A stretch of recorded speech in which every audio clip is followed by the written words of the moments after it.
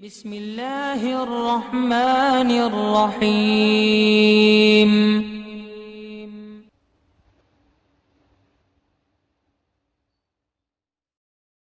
وعلیکم السلام ورحمۃ اللہ۔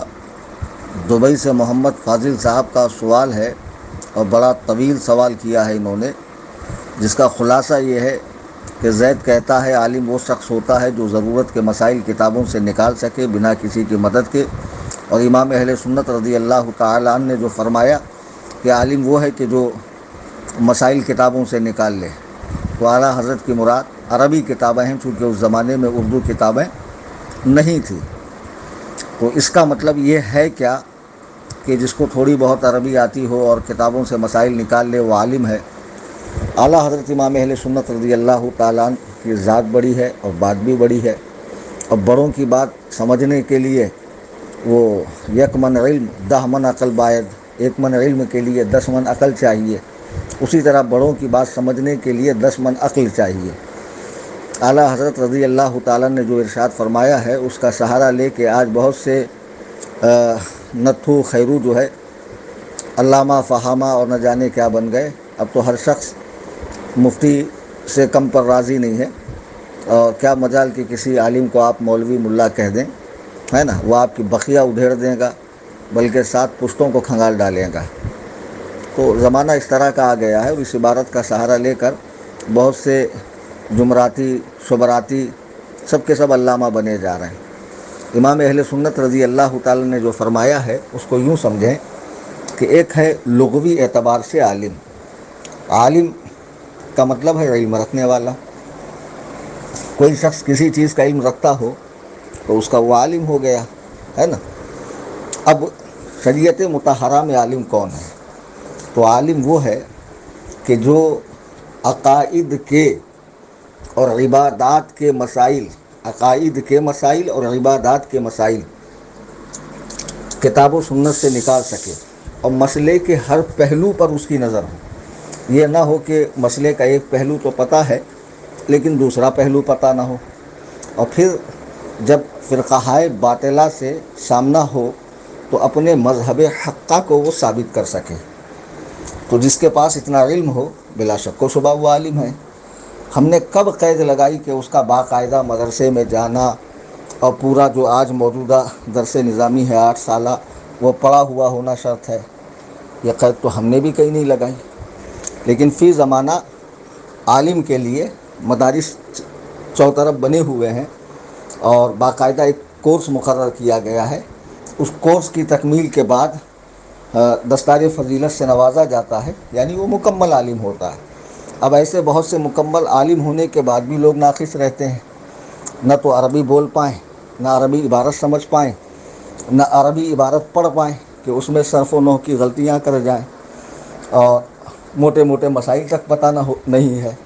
اگرچہ اب مدرسے نے ان کو سند دے دی لیکن رہے تو نااہل ہی۔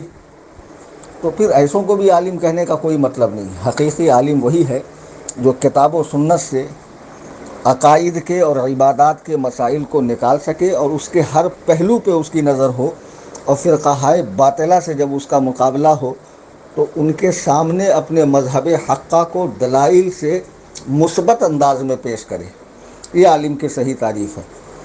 ہم نے نہیں کہا کہ باقاعدہ مدرسے میں کورس کی تکمیل کی ہو تبھی وہ عالم ہو، ورنہ عہد صحابہ میں کوئی مدرسہ نہیں تھا۔ کیا صحابہ عالم نہیں تھے؟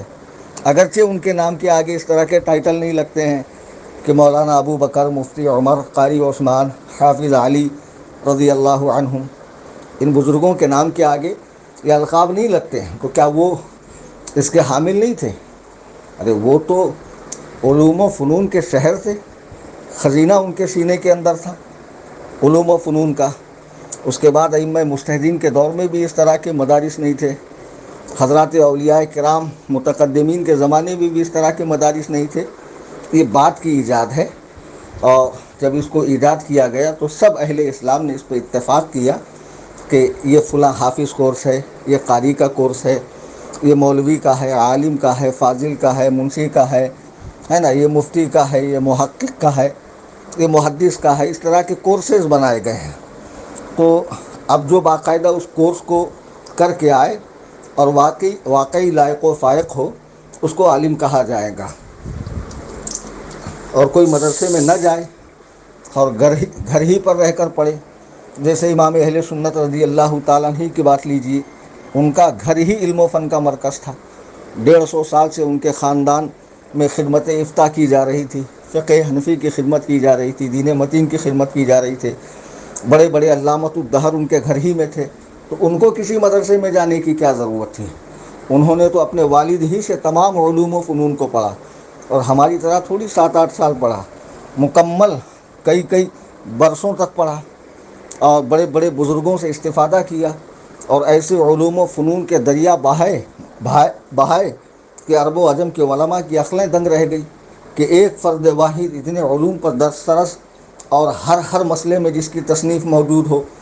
سبحان اللہ الکریم. تو ان بزرگوں کی شان الگ ہے.